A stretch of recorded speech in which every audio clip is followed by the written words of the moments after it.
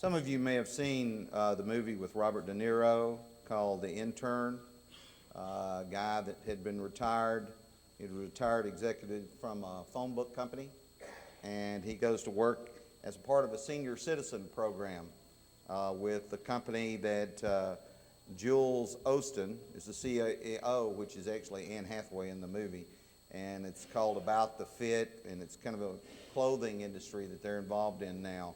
And at first, Ben, who is Robert De Niro, is not accepted, and he begins to win over his co-workers, and finally even Jules gets into her good graces. There's a message in it about that maybe your time of value has not run out, as you sometimes begin to think as you get older. Let me go through a couple of the debates that go on this idea of who makes the best workers. Is it the young people or the old people? Well, it's actually a debate that kind of rages out there. One side says younger workers are better because more energy, tech savvy, they're going to be around for the next 30 years. Who says a 90-year-old's not going to be around for the next 30 years? And less health problems. Then it shifts that older workers are better because, well, they don't have any kids to pull their time away, right? You don't have to go to the doctor as much because the kids, they may not be as tech savvy, but they actually know how to get things done in other ways, and they don't panic when the internet goes down because they're okay if it's down all the time. And they grew up with work, meaning you work until the job's done and just finish. Whatever it is that has to be done, you do it. And it doesn't matter if you get your clothes dirty, you go ahead and you do it anyway. And they're loyal. They tend to be loyal even at this retirement age, this intern kind of age, 60, 70, 80.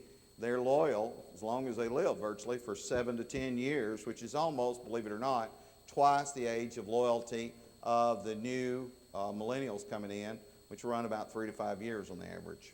They don't stay with the business very long like the old group did. That's because we trusted the companies and found out you can't trust them. Older workers statistically don't miss work as much as younger workers. That's one of the arguments. Then it comes back, well, younger workers have countered with some things that turn out to be, particularly younger managers have countered with some objections that actually turn out to be myths. Here are 3 of those myths. One is that older employees and retirees aren't interested in work. But AARP says the exact opposite and says that they actually would love either full-time or part-time work after the age of 65. The Sloan Center at Boston College says that workers are more rather than less engaged and satisfied with their jobs when they are counted as the older workers, 65 or older. Myth number 2 is that older employees can't handle the physical demands of a job. But BMW, in its Dingolfing, Germany plant, uses older workers on its auto assembly line. That's right. They use older guys, and the way they do it is they have larger screens so you can see without glasses. They have special shoes because they have a little bit more problem getting around from time to time, and they use chairs that are more adjustable and that allow them to almost sit while they're working a lot of the time. LL Bean, you've heard of them, doing a similar thing. They recruit retired workers for seasonal jobs in their call centers particularly because they find that the older workers get along with people a little better, and in their distribution facilities and in their flagship stores. So they're hiring older people at those particular times. Peter Capelli, who's the director of the Center for Human Resources at the University of Pennsylvania Wharton School, says that older workers bring less absenteeism, less turnover, they're superior in social skills, and deal better with customers on average. He went on to say that the evidence is unbelievably huge. Basically, older workers perform better on just about everything. The other myth that comes up is older workers are too expensive. And then the counter is, well, actually, they actually cost less because they have lower cost benefits. They're already on Medicare. You don't have an expensive health company insurance plan that you have to worry about, and that can add 25% or more to an employee's cost. And then there's the part-time status. They actually like part-time status because they give out early. And so a lot of, they like the flexible hours, and companies tend to like that flexible hours because then they don't have to have that minimum work week, you don't run into that. And then there's less training costs because over a lifetime you've accumulated a great deal of variety skills that are easily transferable into almost any business, and you don't actually have to be trained. Now the whole point of all of this, folks, is that I'm afraid we don't tend to realize how important our older members are. The companies who know our times and know we need our older workers, though, will tell you that never in the history of the United States of America have we had as many older workers, and never have we needed as many as we do now. The U.S. Bureau of Labor and Statistics says 22.2% of the workforce is now 55 years old and older. In 2012, because of the boomers, almost all the boomers reached 55 years old or older in 2012, and will continue to work. Vast majority of them will work at least until they're 65. Older workers are finding almost an impossible situation where they cannot retire at 65 and plan to continue their careers until they're 70. I'm hearing that more and more and more out there. And they say now over the next decade, 43% of the American workforce will reach 65. 43% of all the workforce in America will be 65 or older. So the group of workers is now, even though they're old, are the most educated, technically competent of any labor group ever available in the history of America and in the history of American industry. They are intellectually and institutionally more educated and knowledgeable, and they gain that in over a half century of work. A report by Deloitte for the Manufacturing Institute says that currently 600,000 skilled manufacturing jobs are going unfulfilled. And so they're suggesting that they need to begin to tap those that have already entered retirement or are not even working right now. The Bureau of Labor Statistics in February of 2012 says that there will be 5 million new jobs that need to be filled in the construction, retail industry, and healthcare industry by the year 2020 that are not being filled at this moment. And they say that the best resource for that are those who've already either tiptoed into retirement or will be in retirement shortly. It is not a maybe we need them. It is we absolutely need them. And maybe we need to change our attitude. And so what's the lesson for today about? I want to encourage those of you who are reaching that age. We need you here. And we need you here more than we've ever needed you. And I want to encourage the young people to take a long look, because we've got a problem. Some of our old people are retiring from everything, including church. And some of our young people seem entitled, and they don't want to volunteer for anything. They want a free ride through church. They're not getting involved. They're not teaching Bible classes. So we've got the old ones that we depend upon so much not doing it because they now think, well, let the younger ones do it. And the younger ones aren't picking up the sword. And we need a rethink on all of this. Let me go through a few things, though, 3 truths that I think should inspire those of you who would count yourself as the older among us to see that this is actually the time of the best wine. Number 1, the blessing of last. If you looked at this passage that was read a moment ago by my very young son, half my age, he said to him, every man at the beginning, this is verse 10, sets out the good wine, and when the guests have well drunk, then the inferior. You have kept the good wine until now. So when the Lord made this wine, he made it old, which, by the way, might say something about the creation of the world. But he made this wine old and matured and full-bodied, the better of the types of wine. He did that, and he brought out the blessing at last. The major CEOs that are 80 plus on the Standard and Poor's 1,500 list are, you may know these, The four main ones are Burton Smith, Burton Smith, he's 87, Sonic Automotive. Warren Buffett is 84, Berkshire Hathaway. Rupert Murdoch is 83, 21st Century Fox. And Bernard Francis Shaw, 81, of Saul Centers or BFS. In the companies, the 10 CEOs that have a CEO of 80 plus years, the 10 of those, their profits are up 48.9% over the past 2 years, on average topping the 39.5%, which is the average gain of the S&P 1500. So the companies that are doing the best are actually manned by the oldest people, which is kind of interesting, isn't it?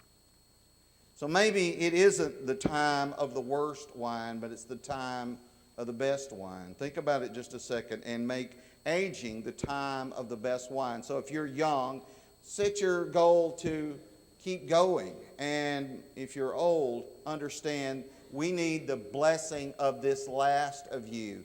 Don't give up on us now.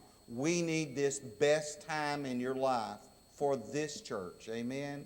We need you. Number 2, the timing of better. When is the timing of better? Luke 5 verse 39 says it straight out. And no one, having drunk old wine, immediately desires new, for he says the old is better. Now that doesn't go down well with young folks sometimes, but let me suggest to you young folks is that you're going to be them too. And if you work at it, you'll get better and better and better and better, right? Shouldn't that be the goal of every man on the planet? To get better as we go, right? So let me mention some benefits of older folks. Experience. You know, like employees, older experience have been there. They've done that. They got the T-shirt, maybe have 2 or 3 T-shirts. They understand what's expected and how to work with others. You know, not everybody can play together well. When you first get into the business industry, not everybody knows how to play well. They get all kinds of friction in their business, and the older people find a way to get around that and just keep working for the most part. Such judgment, though, leads to savings, streamlining, and better outcomes as a rule. So not only experience, but perspective. You see, older workers tend to bring a little more perspective to life. They're more confident in their expertise. You actually know what you're doing, and you know what you're doing. And that has a powerful impact. In fact, so much so that it brings stability to a room. It brings stability to an industry, and it brings stability to the point that people want to make you their role models. They want to be mentored by you because they see you calm in the face of what looks like a storm, and that's good for them. Maturity and knowledge enables them to make better decisions in a moment because they have a great deal of information to gather and say, oh, no, this. And everybody says, how'd they know? Well, they knew because they'd done it 15 times before. That's how they knew. And then there's adaptability. The baby boomer generation of workers has experienced more change in the workplace than anybody else on the planet. I mean, look at where they've gone from. They used to ride mules to work. But that was a joke. But think about all the adaptability that they've had to experience in their life, and now they're working on iPads and iPhones and the like. Older workers have accepted the new circumstances and keep working. And then there's that responsibility thing. In 2012, a survey of human resource professionals by the Society for Human Resource Management conducted a study, and their report found that older workers exhibit a greater degree of professionalism and work ethic. AARP Board Chairman Charles Levine said talking about older employees, they are less rattled and can be counted on in a crisis. I think you find that to be true as a rule. And then finally, I think in that whole benefit of getting older and appreciating that is that level of commitment. I mean, they understand the need for punctuality, regular attendance at work, conformance to work rules and company guidelines. I mean, my goodness, they wear ties at church. So, unlike older workers, younger workers often want to put their time in and leave. Now, I'm not trying to categorize every young worker. That's not true. Good Christian workers abound all over the place. But some of the new guys on the block are unwilling to stay late and get the job done. And older guys, they just say, well, when does the job end? It's when we get it done. And then they're done, and then they go. So make aging. I want to challenge you to make aging the time of the best wine in your life by knowing the timing of the better, which is at the end. Hit the tape hard at the end. Go until you get to the end, and at the last, hit the tape hard. And then, thirdly, the dying of success. To me, there's such an obvious message in this text that's so often overlooked in Luke chapter 12. Let me take you there. If you can, even open your Bibles to it just a moment. Can I take you there just for a moment and help you to see something? Now, I know this is about covetousness. I know it's about not being rich toward God. I get that. I get that. I understand the story that the man who had a great bumper crop said, what am I going to do? I can't even put it all in my barns. I know what I'll do. I'll tear down my barns and I'll build bigger barns. And then I'll put everything I've accumulated in this great successful year I've had.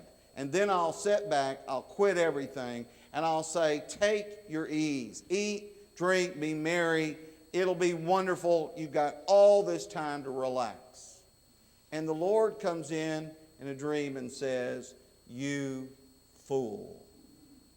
Tonight, that'll all be taken from you because you're going to die.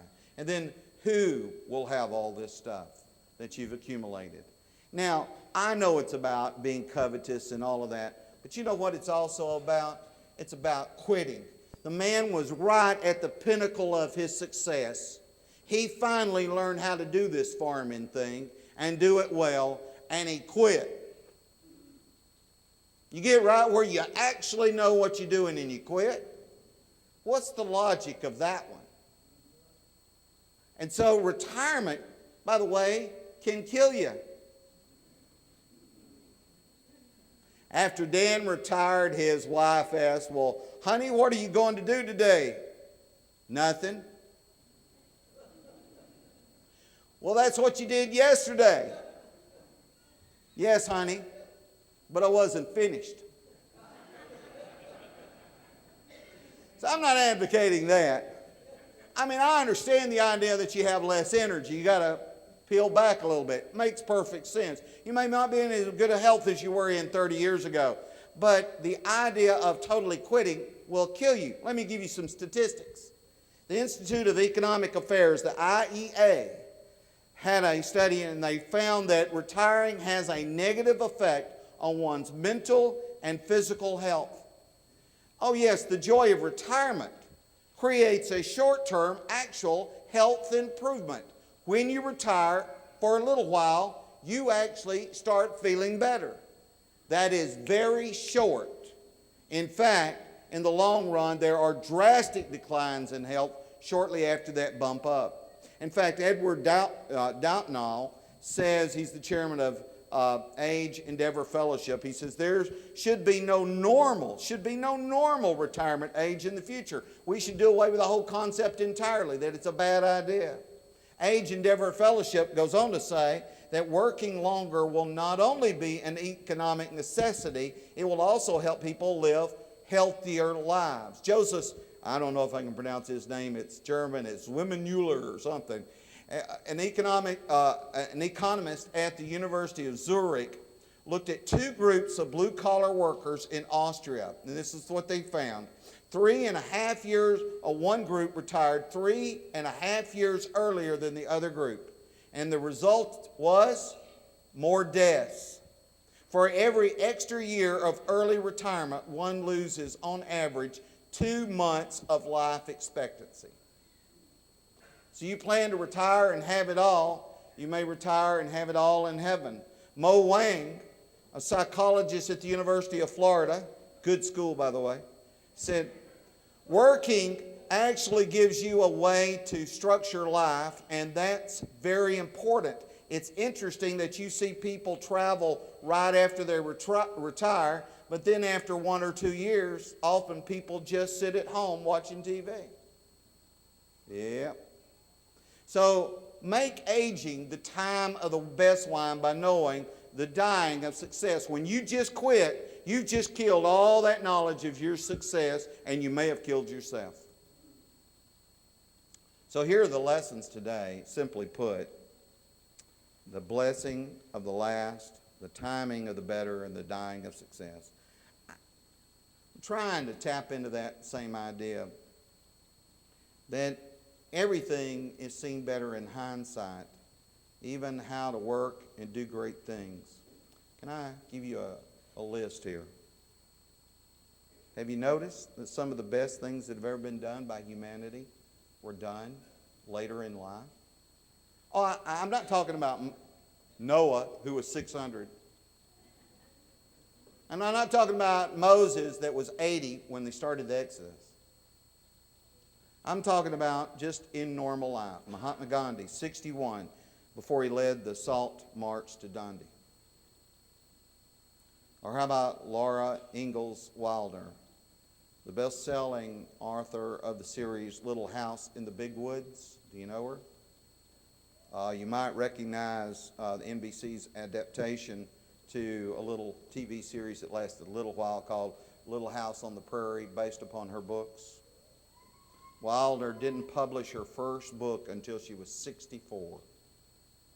Benjamin Franklin signed the U.S. Declaration of Independence when he was 70. Oh, that wasn't the end of Ben Franklin. No, he also, after that, did the Treaty of Paris. And then after that, the U.S. Constitution, which meant he was 80-something when he signed the U.S. Constitution. He wasn't done yet.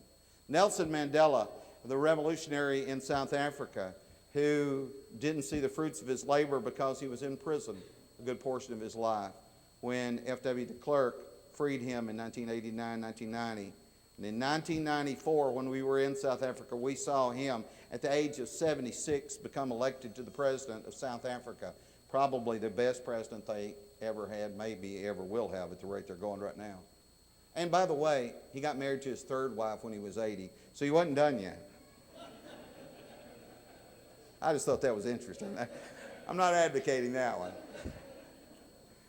Anna Mary Robinson Moses died in 1961, and she was 101 at the time. President John F. Kennedy made this statement: all Americans mourn her loss. Governor of New York, Nelson Rockefeller, said, no more renowned artists in our entire country today. President Harry S. Truman displayed her work on the piano there in the home, and she was renowned even over into France. Many of her works were in Vienna and Paris, and she didn't start painting until she was 76. The reason she started painting when she was 76 is because the arthritis in her hands made it too hard to do the needlepoint she'd been doing.